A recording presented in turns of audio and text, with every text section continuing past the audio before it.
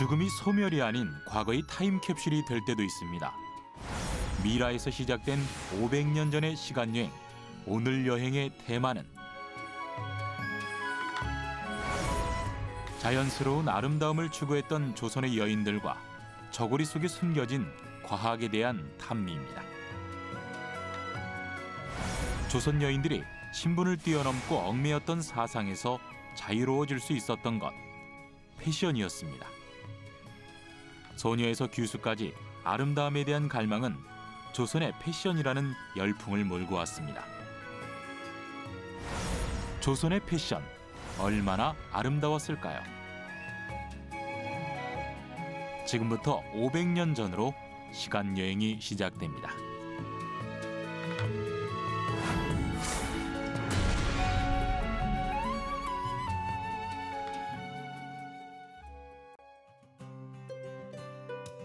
서울 한복판에서 우리의 전통에 대한 관심이 뜨겁습니다. 한복문화체험관. 조선시대 한복과 장신구 등 조선의 의복 문화를 거의 그대로 재현해 놓았습니다. 단순한 한복 입기가 아닌 시대를 체험하는 문화 공간입니다. 21세기 한국인이 500년 전 조선의 미를 느끼는 공간입니다. 한복의 아름다움에 아이들도 금세 반했는데요. 한복을 입는 일이 특별한 날이나 혹은 외국인 관광객들의 체험 중 하나가 아닌 언제든 입고 즐길 수 있는 우리 일상 속 여가 생활이 되어가고 있습니다. 한복문화체험관의 한복은 전통적이면서 세련돼 사람들에게 큰 호응을 얻고 있는데요. 이곳의 한복을 만든 건 이유숙 한복 디자이너입니다. 가장 중요한 거는 전통을 기본으로, 정신은 옛 것을 쓰되 소재나 또 기법에 대한 것들이 현대성이 들어가면 우리의 전통은 눈부시게 발전을 하거든요. 그러한 기본 취지로 이 체험관의 의상을 디자인하고 제작을 하였습니다. 500여 벌의 한복과 100여 종의 장신구, 다양한 신발까지 조선시대 복식을 재현했습니다. 전해져 내려오는 문헌 속 한복에 현대적인 감성을 가미했는데요. 한복문화체험관의 한복과 장신구, 신발에는 하나의 공통된 철칙이 적용됐다고 합니다. 그리고 이 철칙이 아름다움을 배가했는데요. 무엇일까요? 한복은 가장 중요한 거는 선과 색이에요. 제가 생각하는 한복의 선은 우리 조상의 영혼의 움직임, 색은 널리 퍼지고 번지는 아름다움의 움직임이라고 생각하거든요. 그래서 그 선의 아름다움을 살리고 거기에 더해서 색의 조화를 이룬다면 더할 나위 없는 아름다운 한복이 되는 거죠. 한복 일상화에 앞장서는 젊은이들이 있습니다. 주기적으로 모여 도심 곳곳에서 한복을 입고 모이는 퍼포먼스를 진행하는데요. 단정한 머리 스타일, 고운 한복, 그리고 장신구까지 격식을 갖춘 한복 입기가 이들 만남의 주제입니다. 요즘에 한복데이 해가지고 젊은 친구들이 한복 많이 입고 다닙니다. 너무 바람직하고 아주 좋은 현상이라고 생각을 해요. 그런데 전통 한복을 입을 때에는 좀 그 이해를 갖춘다라고 하는 의미를 좀 이해하고 옷을 입었으면 좋겠어요. 한복, 익숙한 이름이지만 우리는 제대로 한복을 입고 있는 걸까요? 그리고 얼마나 한복을 잘 알고 있는 걸까요?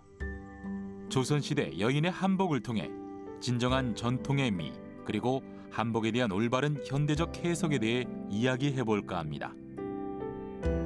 익숙하지만 낯선 조선 여인의 한복, 그녀를 지금 만나러 갑니다.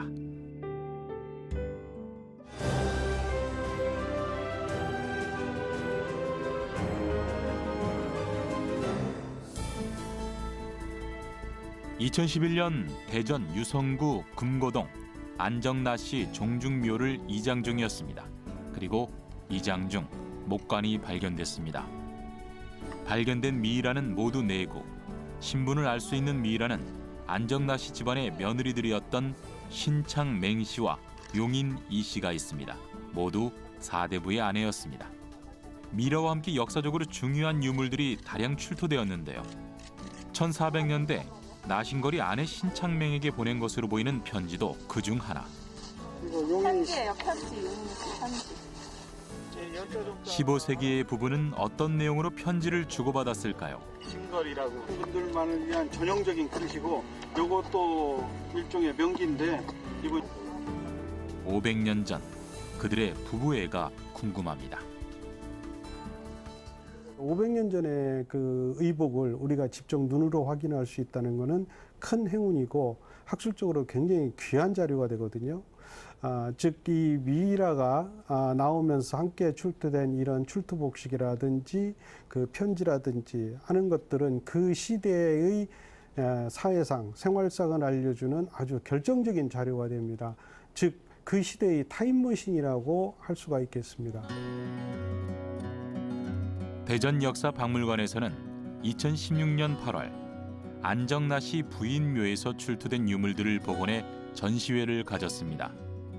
발견됐던 한글 편지도 내용을 완벽하게 복원했습니다.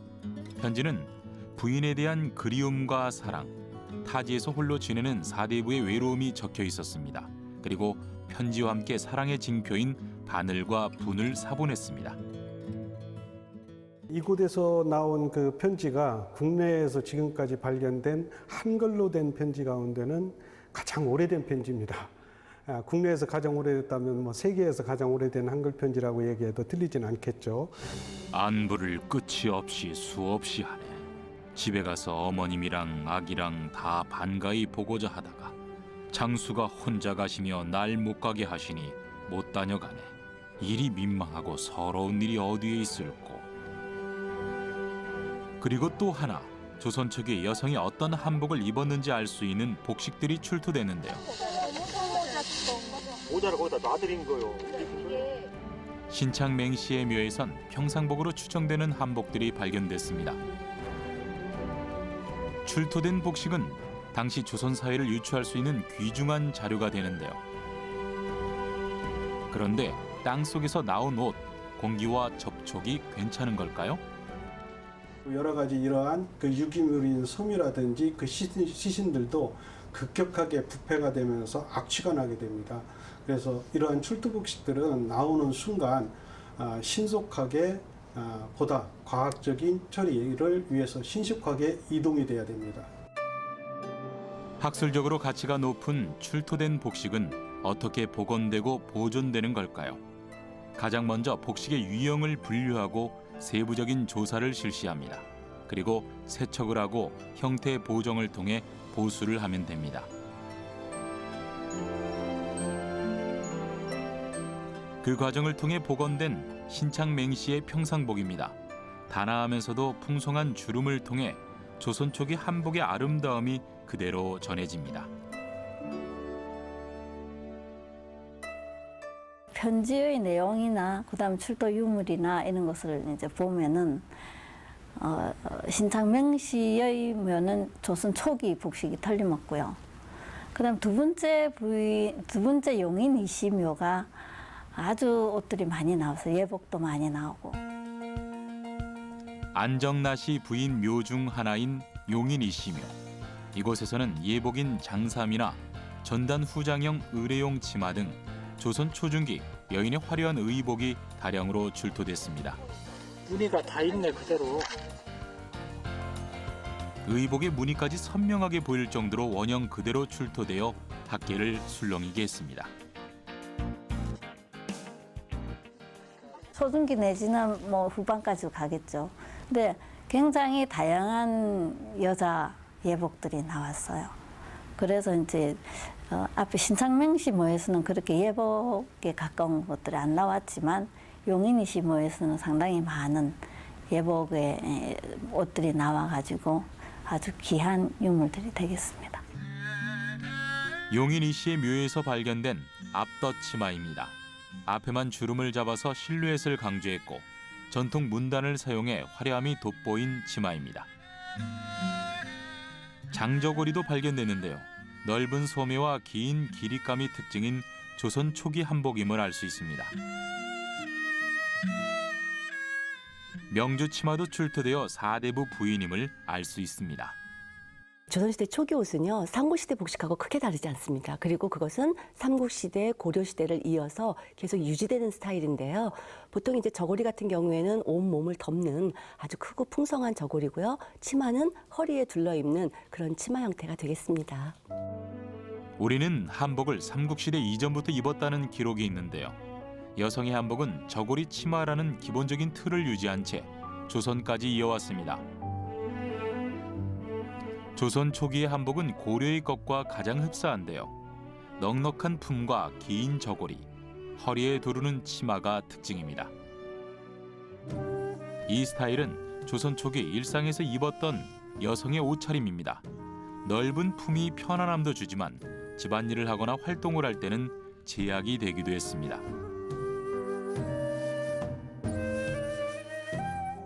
조선 여인들은 관혼 상제를 비롯 각종 의식이 있을 때 예복을 입었는데요. 예복 중 하나가 장삼입니다. 조선 여성의 예복을 추측해 볼 수 있는 악학괴범. 책 안에는 향연 때 무의들이 입었던 흑장삼이 그려져 있습니다. 안정나시 부인 묘에서 출토된 장삼은 악학괴범에서 그려진 장삼과 형태가 유사했습니다. 악합계범하고는 이쪽 옆부분이 좀 다르기는 해도 전체적인 형태나 기서 형태가 굉장히 유사하고 실제적으로 안동의 일선문 씨와 이분 용인이 씨 장삼이 거의 비슷하기 때문에 확실하게 장삼이 이제 여자들의 예복으로서 상복으로서 이제 입혀졌다 그렇게 보고 있습니다. 그동안 악학괴범을 통해서 형태나 쓰임이 알려진 장삼. 안정나시 부인 묘에서 원형 그대로 출토됨에 따라서 장삼의 실제 모습과 쓰임에 대한 궁금증이 해소됐습니다. 거기에 장삼에 쓰인 연하 만초 문단이 복원되면서 앞으로 예복 및 장삼에 대한 문양 연구가 더욱 활발해질 예정입니다. 이보다 앞서 안동의 일선문 씨 무덤에서도 나온 적이 있는데 그곳에서 나온 장삼은 훼손이 심해서 완형을 할 수가 없었습니다.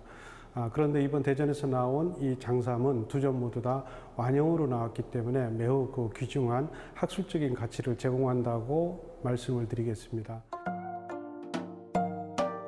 아직 안정나시 부인묘 출토 복식에 남은 비밀이 있습니다. 그건 우리의 편견을 깨는 반전이었습니다. 안정나시 부인묘에서 나온 복식의 직물들을 분석하면서 흥미로운 사실 하나를 발견했습니다. 신창맹시묘의 출토 직물은 80% 이상이 면직물, 용인이 시묘의 출토 직물은 60% 이상이 견직물이었습니다. 안에 제일 안에 입는 것은 보통 이제 면 같은 걸 많이 써요. 면이나 못이나 좀 상류층에서는 아주 고운 못이나 뭐 이런 거를 안에 속옷으로 입고 그 위에 입는 옷들은 평소 때에 예복으로 입었던 옷들이 많이 나오고 있습니다. 그래서 평상시에 입었던 재료와 형태가 거의 다르지 않게 입혀져 있기 때문에 요즘 생각하는 배옷이라는 개념은 출토복식에서는 잘 볼 수가 없어요.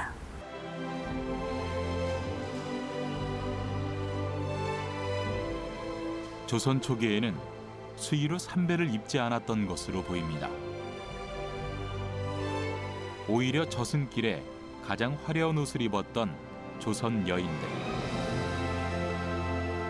이는 영원히 아름다워지고 싶은 여인의 본능에 가장 솔직한 표현일지도 모릅니다.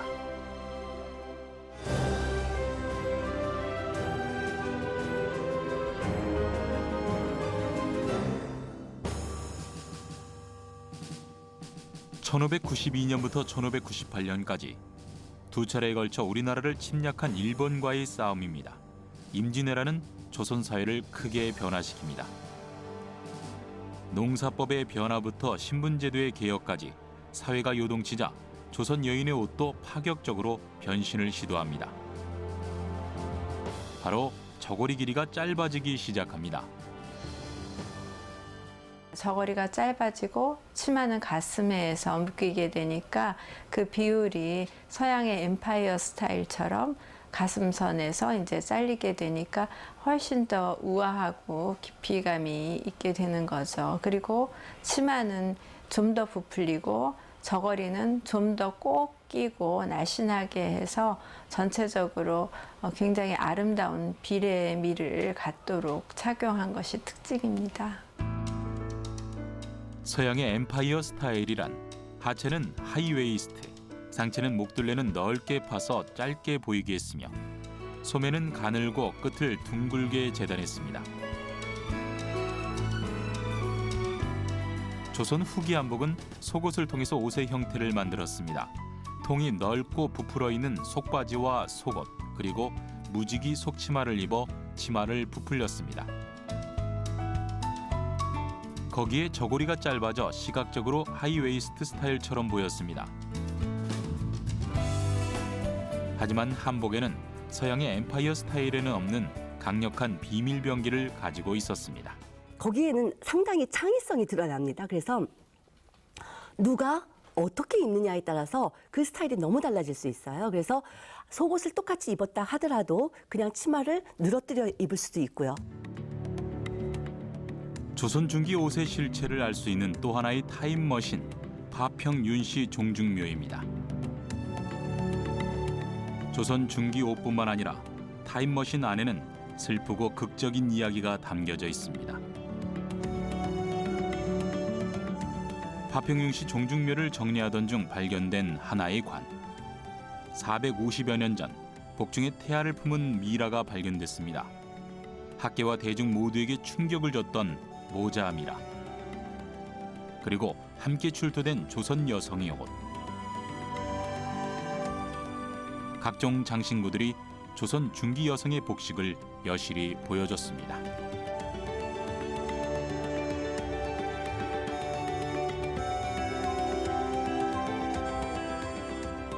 붉은 견막과 짧아진 저고리 길이, 그리고 좁아진 베레 등 실용적이고 아름다운 조선 중기 저고리를 여실히 보여주고 있습니다.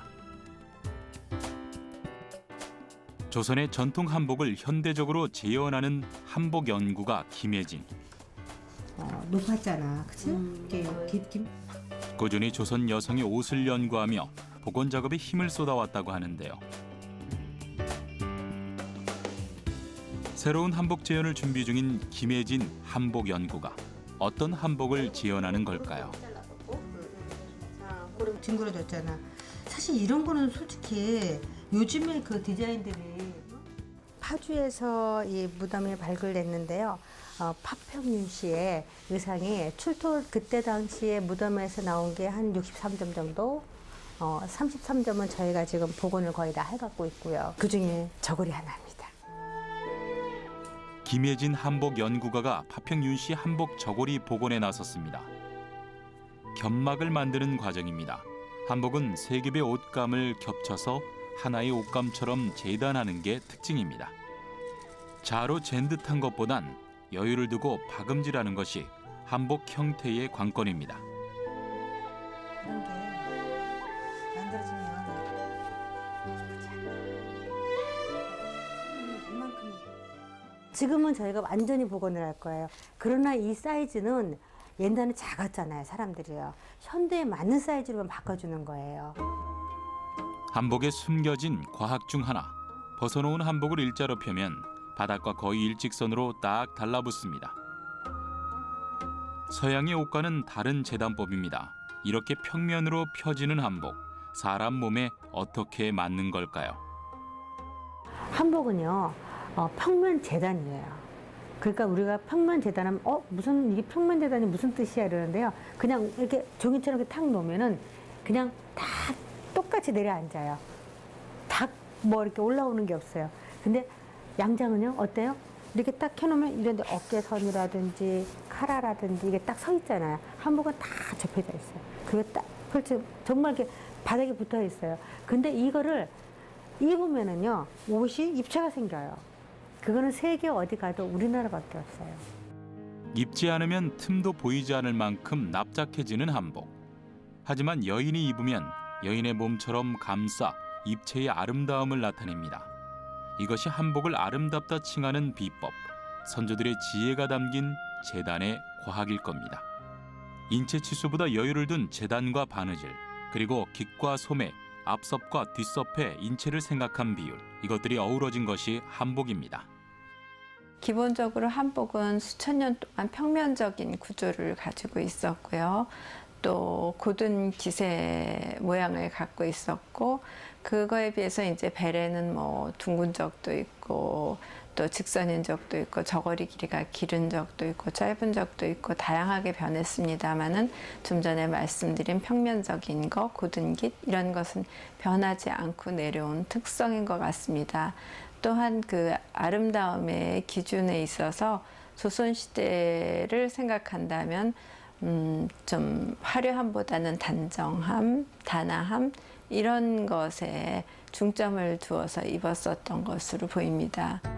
파평윤 씨의 한복이 2016년 다시 재현됐습니다. 조선 중기 그대로 같은 문양의 옷감에 같은 깃을 달았습니다. 치수만 새로운 주인에 맞춰 변형됐을 뿐 파평윤 씨 한복과 똑같습니다. 그런데 아무리 봐도 조선 중기의 옷 같지 않습니다. 지금 우리가 자주 봐왔던 한복과 비슷합니다. 낯익은 색감의 문양 그리고 길이감까지 과거와 현재가 한복을 통해 이어진 듯합니다. 칠토복식을 보거나 또 이렇게 그 이제 세미나를 이렇게 같이 학술 세미나를 하잖아요. 그때 보면은 다포 같은 거, 그러니까 저고리가 좀 긴 거, 그런 거는 정말로 크게 오래 가는 것 같아요. 많이들 지금까지도 그걸 선호를 하고 아마 그 당시에 그게 굉장히 많이 입었던 걸로 기억을 해요. 파평윤 씨 한복에 대한 새로운 기록을 만들기로 했습니다. 그리고 이 기록의 주인공은 바로 한복이 가장 잘 어울리는 배우, 단아한 이미지의 배우 박은혜입니다. 오늘 그녀는 그전과는 다른 당당하고 품격 있는 사대부 여인으로 변신할 예정입니다. 한복을 재현한 김혜진 연구가 또한 박은혜의 변신을 꼼꼼히 체크합니다. 조선 중기 여인에 대한 지식을 알리고 가져야 할 마음가짐까지 일러듭니다. 배우 박은혜는 조선의 한복을 어떻게 표현할까요? 그러니까 조선에 아마 중후기 정도 되는 것 같아. 무덤에서 옛날에는 배가 둥둥해야 되는데 사실 그렇지가 않았던 것 같은 느낌이 드는 거지. 이제 조선 명망가의 부인으로 변신한 박은혜. 450년 전의 옷을 입은 그녀는 어떤 것을 느꼈을까요? 이게 저는 처음에 이 옷을 봤을 때 당연히 선생님이 현대식에 맞춰서 색감이나 뭐 여러 가지를 만드신 거라고 생각을 했는데 이게 그 시대 그대로 재현을 한 거라고 듣고는 어떻게 이렇게 그 시대에 이런 예쁜 색감과 이런 디자인? 어떻게 이렇게 만들었지? 약간 옛날 한복 생각하면 그냥 평범했을 것 같고 재미없었을 것 같고 그냥 옷을 하나의 그냥 내 몸을 보호하기 위한 수단으로 입지 않았을까 생각을 했는데 그게 아니었구나. 나름대로 그들이 되게 아름다움을 표현하는 수단 중에 하나였구나. 그런 생각이 들었어요. 아름다움을 추구하는 욕망은 조선의 여인이나 지금의 여인들이나 매한가지입니다. 보아도 다시 보아도 어여쁜 한복. 우리 선조 여인들의 아름다움이 눈앞에서 그려지는 듯합니다. 이것이 바로 시간여행이 아닐까요? 영겁의 시간 동안 한복은 우리 민족의 옷이었습니다. 비바람을 막아주기도 했고 자식을 뱃속에서 기를 수 있는 보호대가 되기도 했습니다. 그러나 어쩌면 조선 여인에게 한복은 본인 스스로의 내면을 나타내는 마음의 거울이라는 기능이 가장 컸을지도 모릅니다.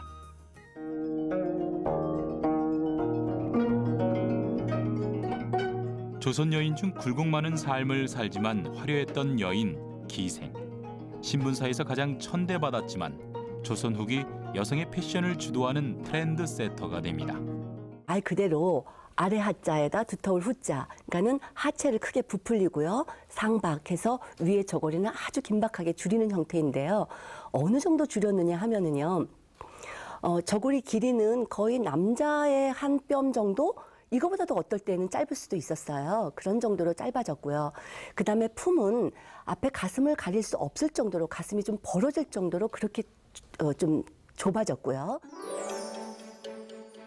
하후 상박, 풍성한 치마에 짧은 저고리를 일컫는 말입니다. 하후 상박 패션은 조선 후기 선풍적인 인기를 끕니다. 조선 중기까지 한복의 스타일을 선도했던 건 사대부 부인들이었습니다.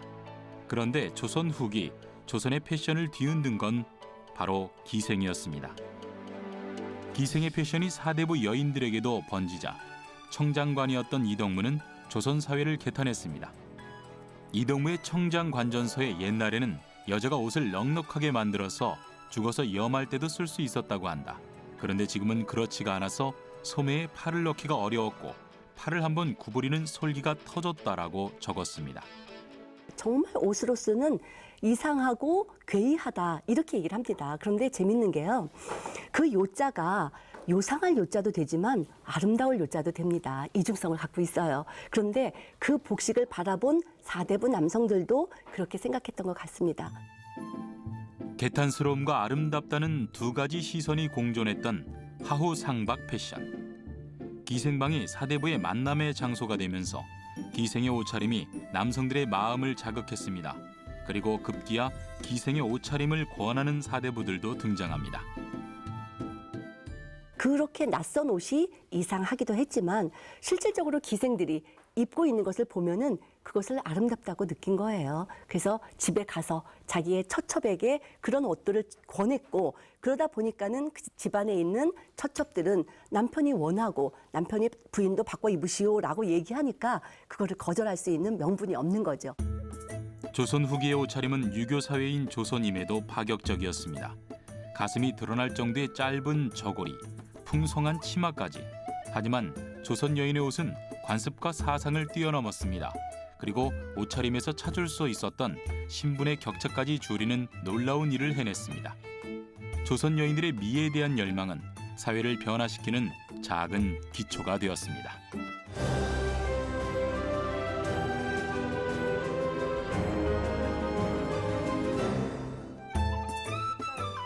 한복의 색 조화로 정평이 난 이유숙 한복 연구가 색감은 굉장히 좋지만 야밤에 굳이 색감을 좀 너무 강하게 쓰지 않겠다는 조화로움은 같은 톤은 톤의 느낌보다는 한복의 색은 튀지 않으며 은은한 색감이 특징입니다. 같은 색을 거의 사용하지 않고 저고리와 치마 그리고 고름의 색 조화를 염두에서 만드는 옷이 한복입니다.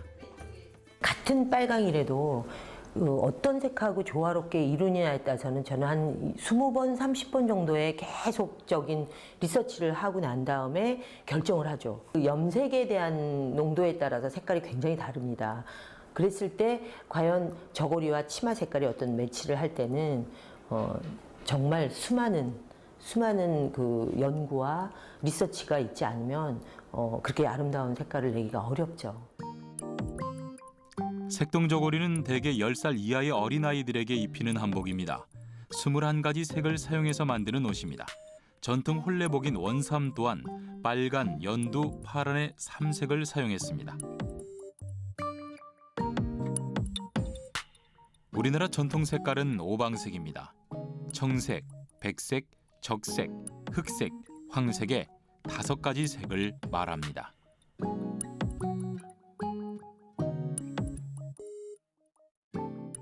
조선 시대의 우리 복색은 거의 오방색에 근거를 해서 복식을 했다 하거든요. 그 오방색이라 하면은 이제 그 중국을 기점으로 해서 중앙에 황색이고 청색이고 그다음에 흰색, 그다음 흑색, 그다음 적색이 이렇잖아요. 백색과 흑색이 있어서 무채색 2개 넣어서 채도 조절하고 명도 조절하는 건데 그러면 오방색이라는 말이 중간에 간색까지 넣으면은 거의 모든 색을 만들어낸다는 것이고.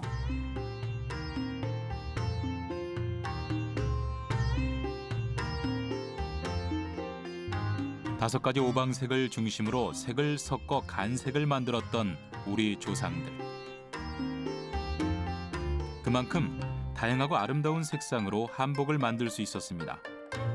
그리고 그리고 자연 염료를 사용했기에 현재보다 더 다양한 채도의 옷감을 만들어냈는데요. 천연 염색은 어떻게 다양한 채도와 색감을 만들어냈을까요?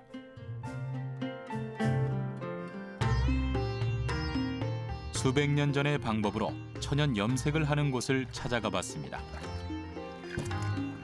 원하는 색깔의 식물 염료를 구해 물에 끓여내서 색을 만든 다음 옷감에 물을 들이는데 한 번에 물감을 들이는 것이 아니라 수십 번의 과정을 통해서 물을 들입니다.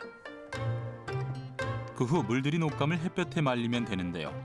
햇볕에 말릴 때도 볕이 강한 것보단 천천히 옷감을 말리는 것이 중요합니다.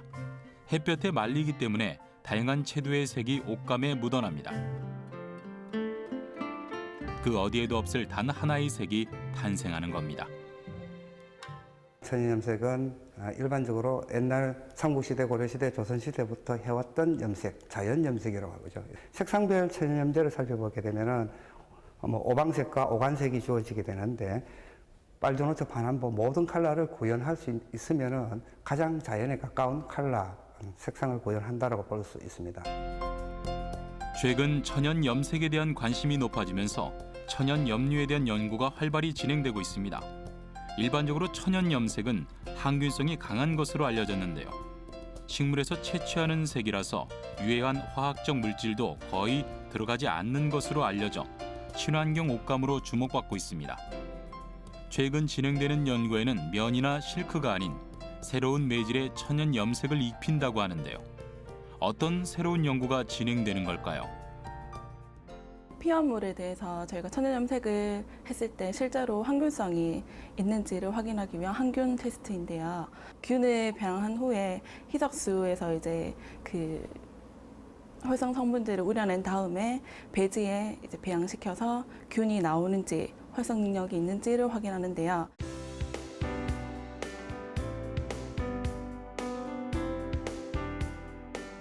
피혁 제품에 천연 염색을 입히면 항균성이 생길까요?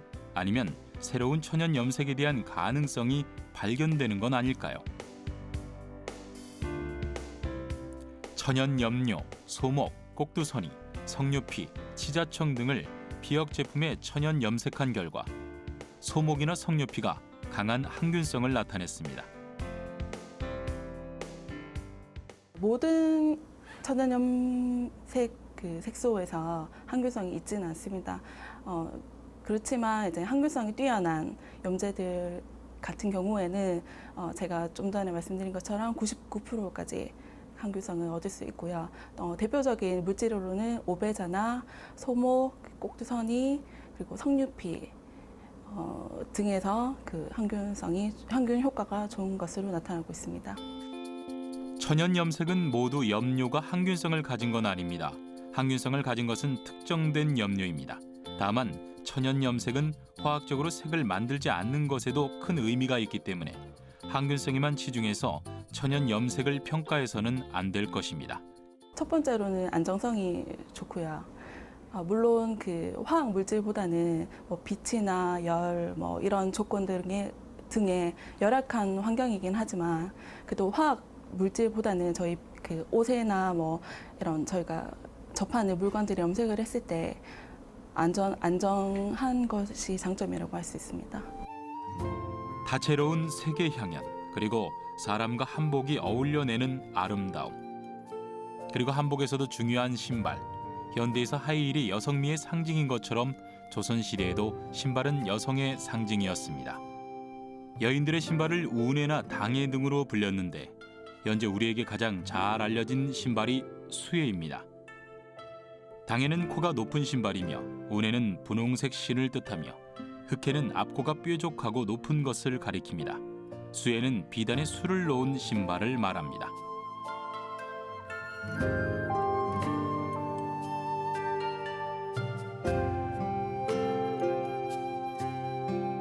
우리의 전통 신발을 여전히 이어가는 안혜표 장인.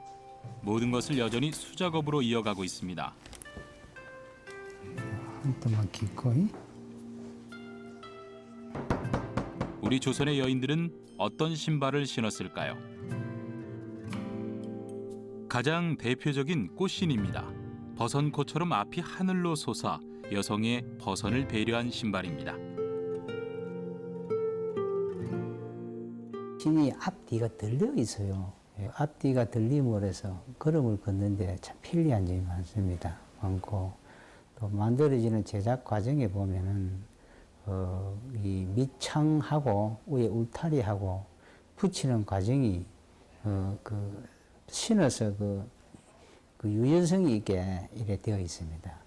그런 것들이 오른쪽 왼쪽 좌우가 없어도 신을 수 있는 그런 장점이 있죠. 좌우 구분이 없고 버선의 형태로 되어 발목을 잡아주는 신발 형태. 여성을 배려한 신발입니다. 곡선이 선. 이 선이 우리 조선시대의 어떤 그 조상님들이 참 만들어도 아주 그 예술적인 어떤 감각이 있게 만들어졌어요. 이래 도배같이 이래 사이 후여져 있잖아요. 그죠? 예. 그리고 이 후여지는 이 선이 옷만에 잘 이어져야 신이 아름답고 보고 발에도 또 착 잘 붙고 그래요. 대부분 우리 신발은 가죽으로 만든 신발이었는데 초풀, 옷감 등으로 신발 재료가 변합니다. 특히 여성의 신발에서 재료의 변화가 두드러지는데요. 여성들에게 가죽 신발보다 비단이나 초풀의 신발이 더 인기였다고 합니다. 재질의 변화가 있습니다. 그래서 조선 전기에는 이게 가죽으로 했다면 후반부로 갈수록 이제 옷감 종류가 들어가서 이 통이라든가 이 울이라든가 이런 부분이 가죽도 했지만은 옷감 종류로 들어가면서 이제 그렇게 들리지 않아도 발에 따라서 이 신발이 움직여주니까 그런 재질 변화 때문에 형태상으로의 그런 변화를 이렇게 보여주고 있습니다. 조선 여인의 신발도 조선 후기에 갈수록 과감해집니다. 재료의 변화도 있고 신발 코의 모양도 버선 모양뿐 아니라 한복을 더 아름답게 나타낼 수 있는 모양으로 더 둥글고 납작하게 변합니다. 신발 또한 미의 기준이 적용된 겁니다.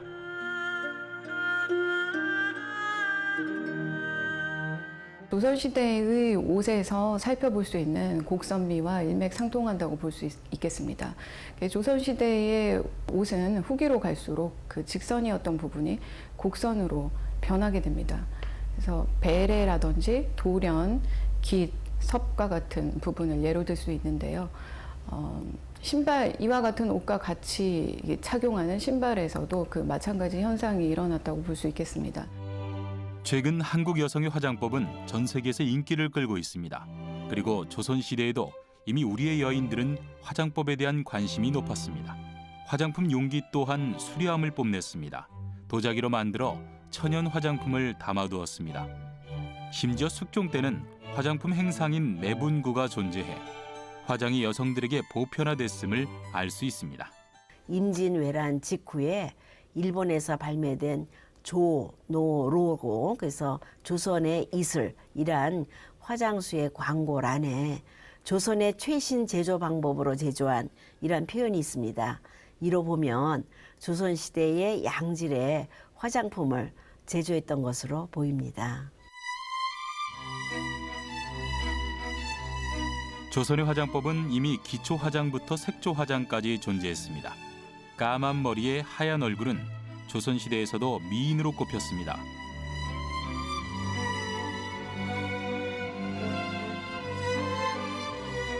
피부 미백에 대한 조선 여인들의 열망은 화장수를 만들어내기도 했습니다. 그리고 숯, 열매 등 붉고 검은색을 내는 화장 염료들을 찾아냈습니다.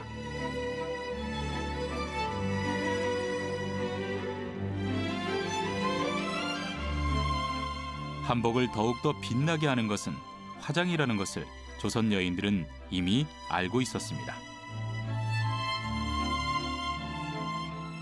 화장품 과학이라고 하는 것이 사실 대단하게 엄청나게 어려운 것이 아니라 우리 일상생활에서 흔히 우리 선조들이 늘 해왔던 그런 우리 어머니, 우리 할머니가 해왔던 그런 방식대로 어떻게 생각하면은 그게 정말 쉬운 방법일 수도 있다라는 생각이 듭니다.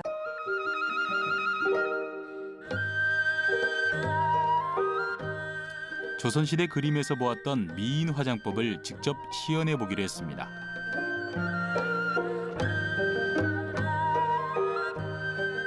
하얀 피부, 검은 머리와 눈썹, 그리고 붉은 입술. 하지만 과하지 않고 은은한 색이 여인을 더 빛나게 했습니다. 그 당시에는 뭐 지금처럼 뭐 색조 화장을 많이 한다거나 특히 조선은 그렇습니다. 그 당시에도 일본이나 중국은 색조 화장 많이 했어요. 그렇지만 우리나라 사람들은 색조 화장 많이 안 했습니다. 그러니까 눈썹 조금 검게 칠하고 입술 조금 바르고 그다음에 깨끗한 피부, 그거와 대조적으로 검고 풍성한 그리고 윤기 있는 머리, 장발. 그래서 우리나라 머리카락은요. 명나라에도 명성이 아주 자자했습니다. 그래서 명나라 사신이 우리나라에 왔을 때 늘 조공품으로 원했던 게 가채예요. 조선시대는 유교의 영향으로 장신구가 발달하지 못했습니다. 여인의 장신구라 함은 비녀, 놀이개, 그리고 은장도가 대표적입니다. 그래서일까요? 조선 여인의 놀이개에 대한 욕심은 조금 지나치기까지 했습니다. 사대부 여인으로 변신한 박은혜, 가채와 커다란 비녀, 그리고 거대한 놀이개까지. 비녀의 크기와 놀이개의 재질은 조선 여성들의 부와 권력의 상징이었습니다. 사실 우리나라 사극에서 봤을 때는 약간 악역이나 좀 강한 역할들이 이렇게 많이 꼽거든요. 그런데 옛날에는 이런 걸로 조선시대 여인이 스트레스를 풀고 내가 추구하는 미를 이런 걸로 이렇게 과시를 하고 은근한 과시? 그러니까 제 생각에 대놓고 하는 게 아니라 은근히 뽐내는 그런 아름다움이 있지 않았나 싶습니다. 아름다움에 대한 갈망은 동서고금을 막론하고 뜨겁습니다. 수천 년을 이어온 한복, 그리고 그 한복에서 자신만의 매력을 찾아냈던 조선의 여인들. 사상과 계층과 직업은 아름다움에 대한 욕망에 장벽이 되지 않았습니다. 단아함을 잃지 않았던 조선의 여인. 지나침과 모자름 사이에서 미의 균형을 찾아냈던 것입니다.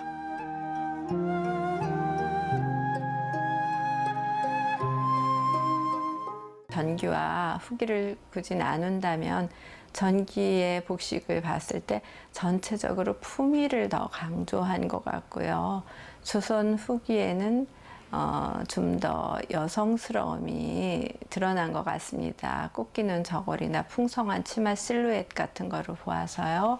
그러면서도 이제 한마디로 관통되는 거는 단정한 거죠. 단정하고 우아하다, 단아하다라는 말로 표현할 수 있을 것 같습니다. 조선 여인이 태어나고 규수가 되고 죽음을 맞이할 때까지 아름다움에 대한 열정은 언제나 뜨거웠습니다. 그리고 조선 여인의 희노애락을 함께하면 변신을 했던 한복 또한 현대의 여인들의 마음을 사로잡고 있습니다. 아름다움은 과거와 현재가 이어진 진정한 타임머신이 아닐까요?